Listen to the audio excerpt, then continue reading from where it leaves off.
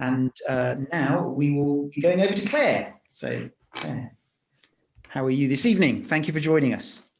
Hey, you give new meaning to the graveyard shift. I haven't been at a talk at 8 p.m. before. But well, there you go.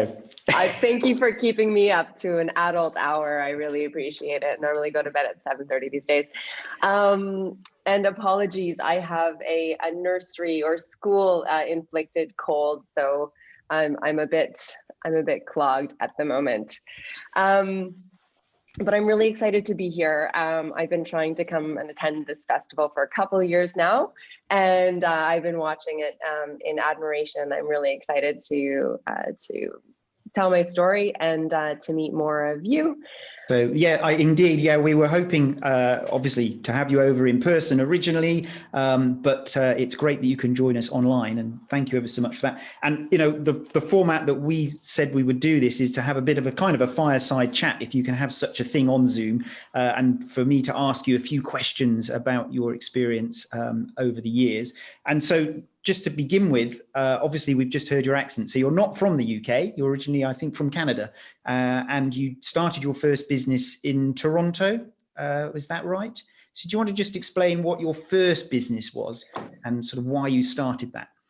Yeah, so I don't have a big single grand linear scale up company story. I have lots of projects that have developed from each other over the years. I grew up in the countryside in Canada, in North Ontario. So I was surrounded by Christian fundamentalists and pig farmers, and I grew up on a big farm. And so I spent a lot of time alone, gardening, doing work on the farm.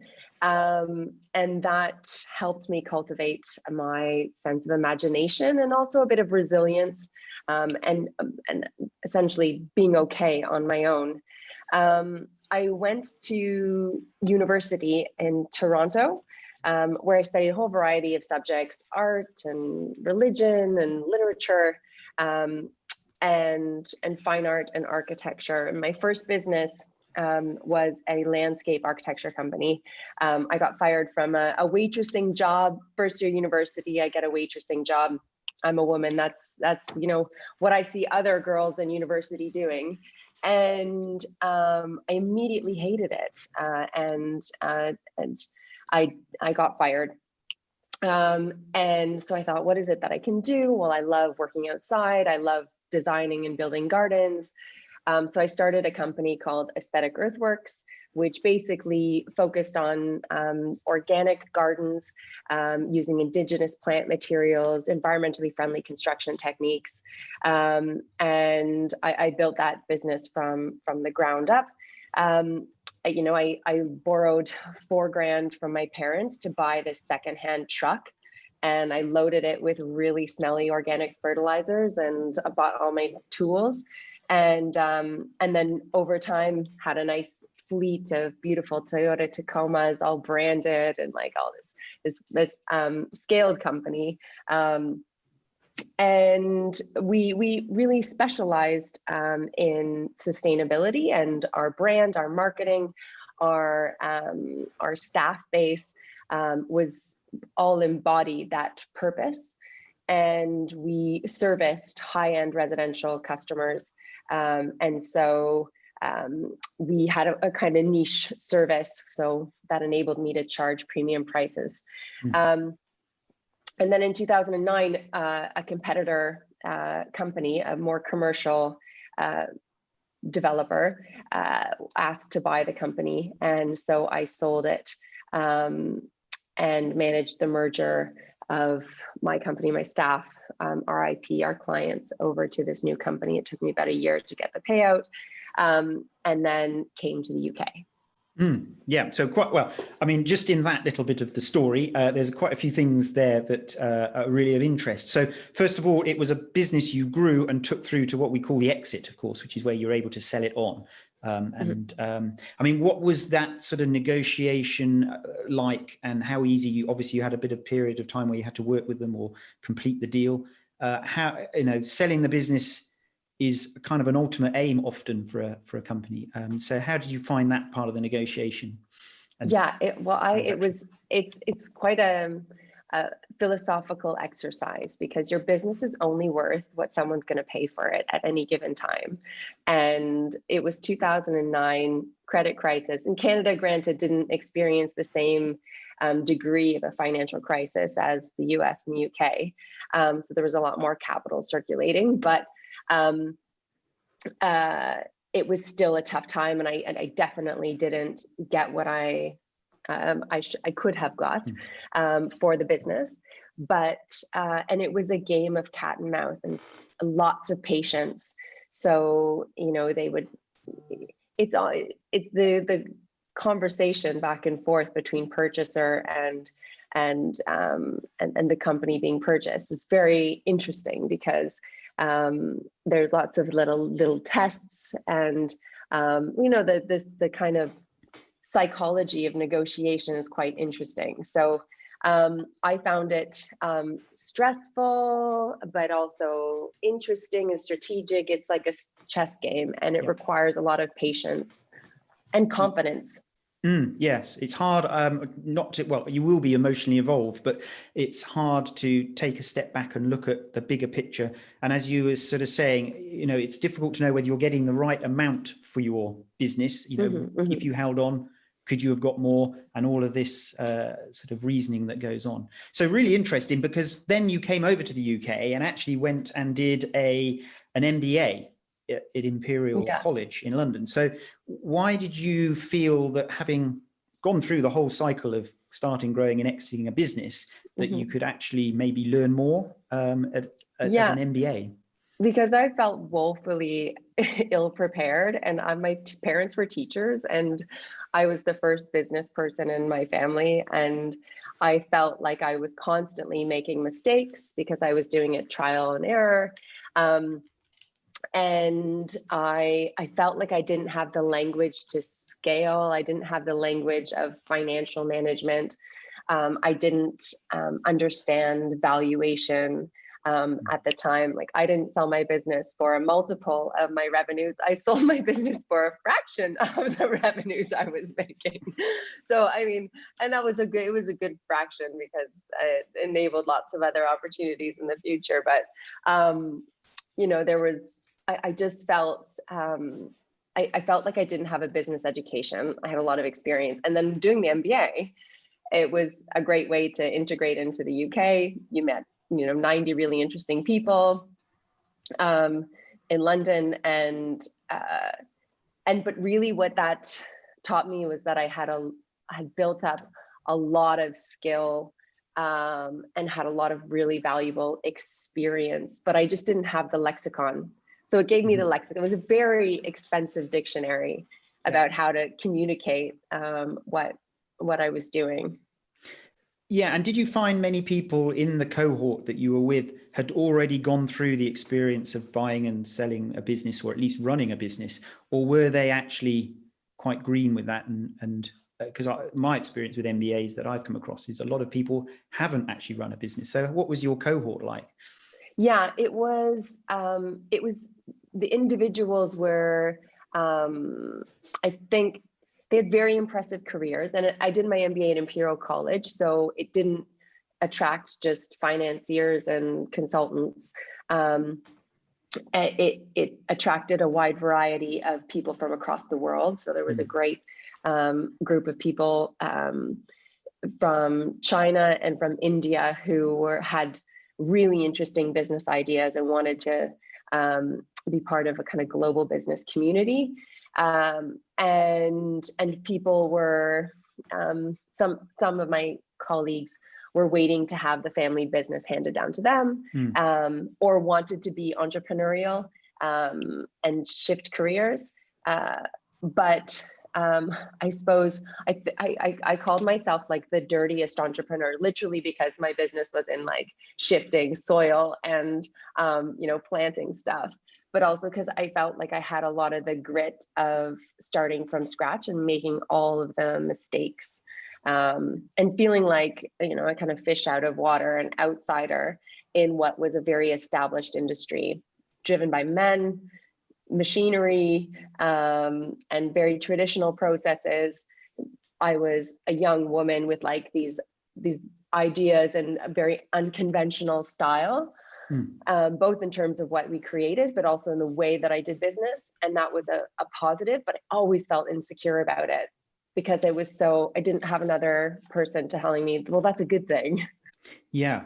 And when we were chatting before, you talked a little bit about, I think it's the imposter syndrome, where you think, well, one thinks you're not good enough to do what you're doing. And I think entrepreneurs have a lot of this because of all the new experiences. I mean, how do you kind of deal with that?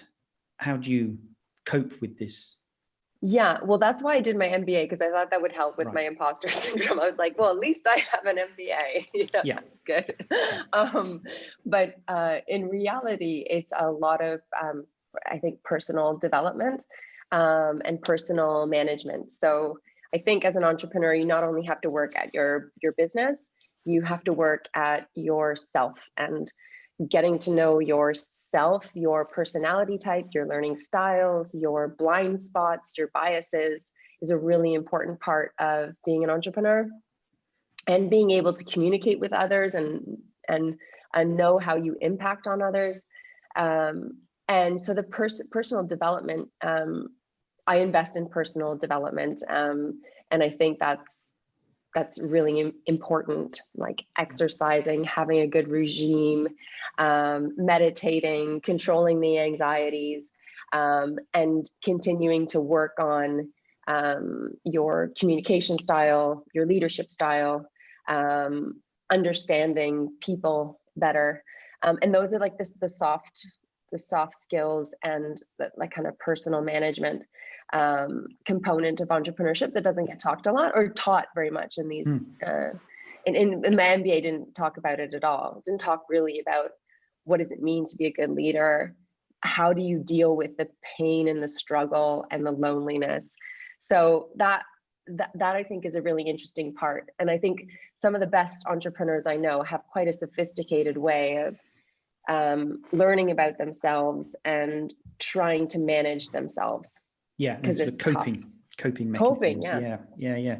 So when you were doing your MBA, your thesis was on business incubation models, which actually kind of led on to some of the stuff that you've been involved with since. So just so that people understand, this was about 10 years ago. So in the intervening 10 years, you've now actually been involved in several different projects and companies, but also some really quite big projects, infrastructure ecosystem projects. And I think that's really interesting as well, because you then get to see how other people grow their business and so on. So immediately afterwards, though, you worked with the Branson Center of Entrepreneurship, and I think that was a fairly short period, but I mean, did that sort of cement anything in terms of learning from your MBA?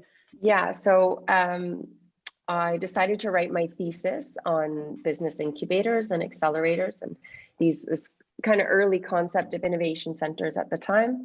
And I pitched to Virgin Unite to use the Branson Center of Entrepreneurship as part of the thesis, and I did a consulting project with them. So I went down to Johannesburg, and I looked at the physical infrastructure, the curriculum we were providing for entrepreneurs. I interviewed entrepreneurs to get a sense of their particular strengths and any skill gaps and what are their challenges that they were having.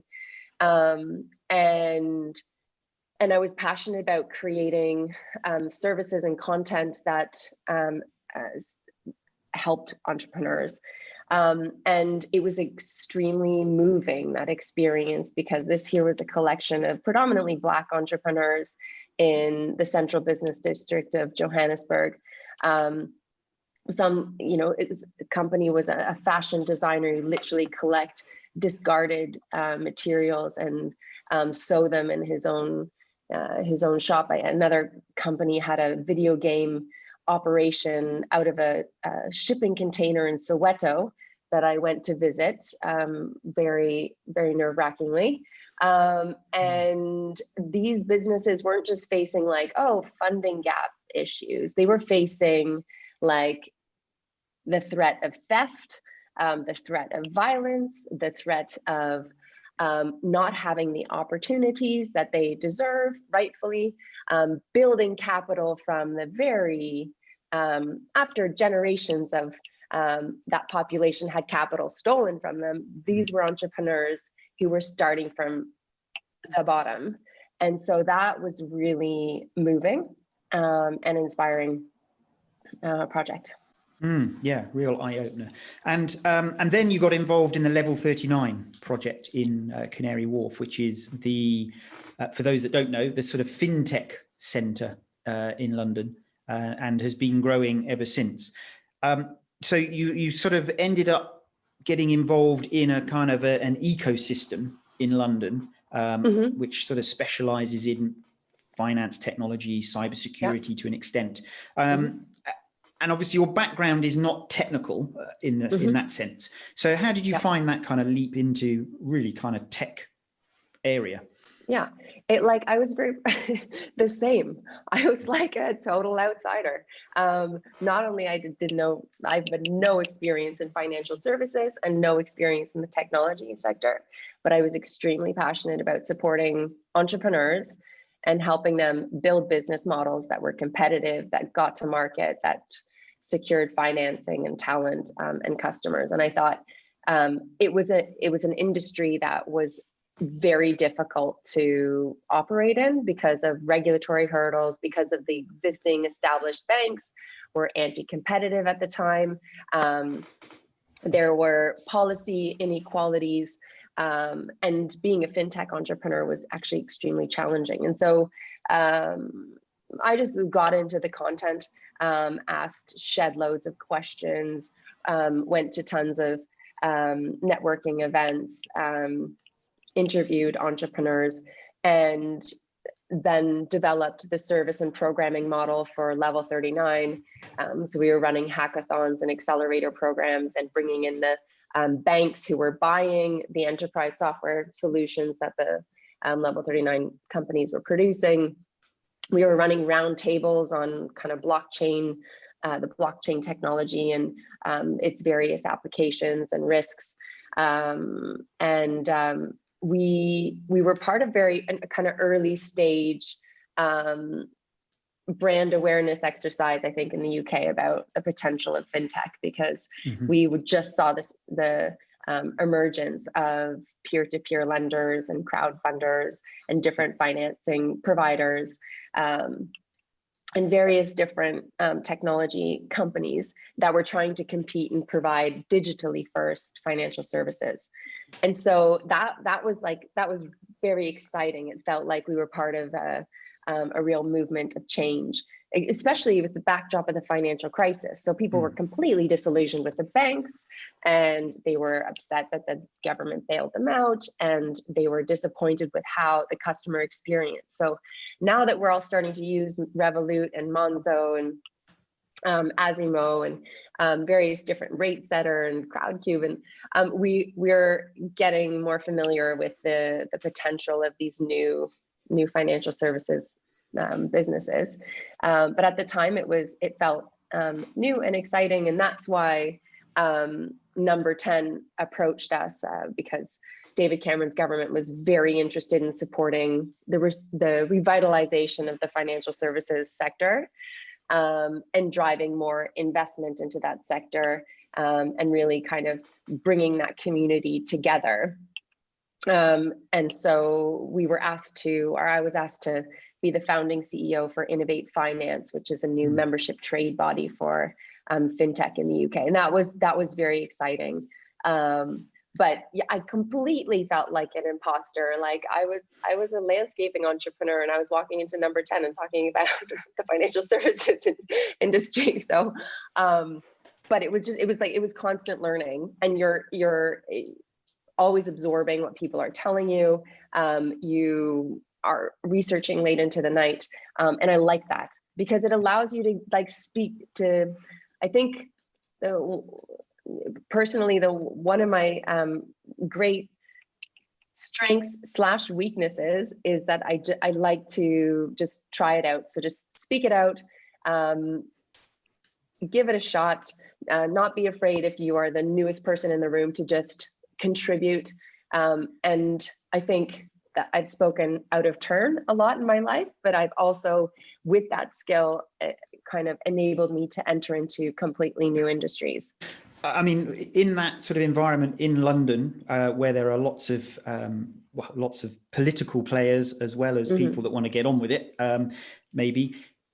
I mean, what are the challenges there with driving some of the projects forward? So, I mean, one of the other projects you then worked on was with the Queen Elizabeth Olympic Park and growing the innovation centre there. Now, I can imagine that was, it's a big flagship project. But I'm sure there's lots of politics as to who kind of, wanted things done in certain ways. How do you navigate all of that and make a success of it, do you think? Yeah, so there were a number of forces, just to give a bit of context. The taxpayers enabled the Olympic Games to happen. We built these very expensive facilities. We, delivered a super successful games. But what was the legacy strategy for the Olympic Games? What was going to happen there afterwards?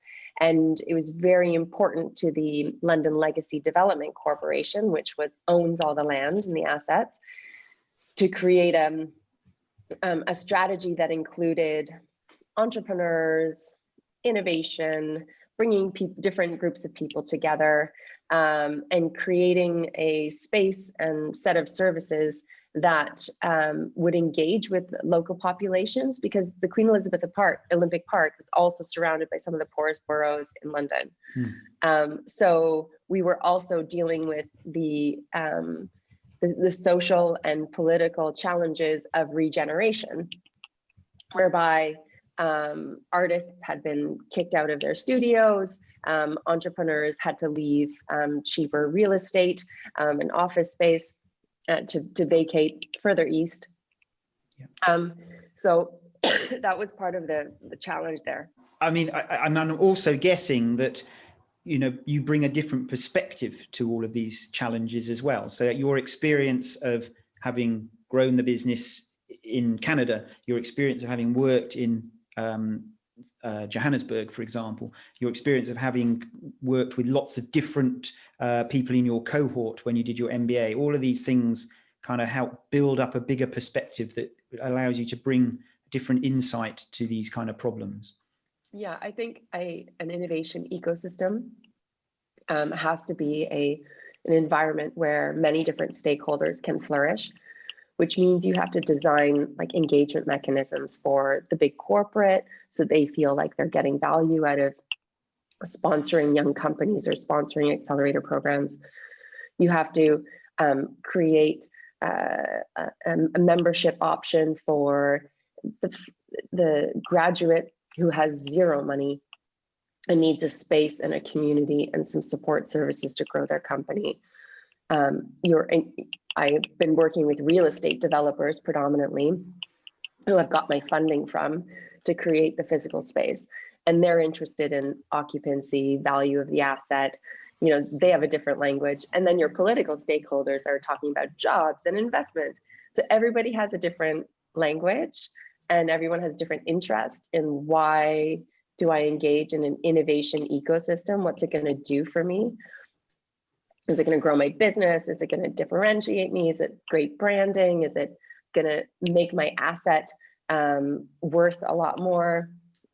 Is it going to be good for us politically and publicly? So yeah, I think those projects are so interesting for me because I love to kind of tell the story based on various different parties' interests. And sort of finally, I mean, out here in Malvern, we also have, interest in accelerators. We have Beta Den here in Worcestershire, sort of a cybersecurity emphasis because of the area that we're in. How important do you think it is for these innovation centres to be aligned with some kind of local cluster of expertise or heritage, in the sense that, cybersecurity or fintech is it important, or can you just start something new and fresh?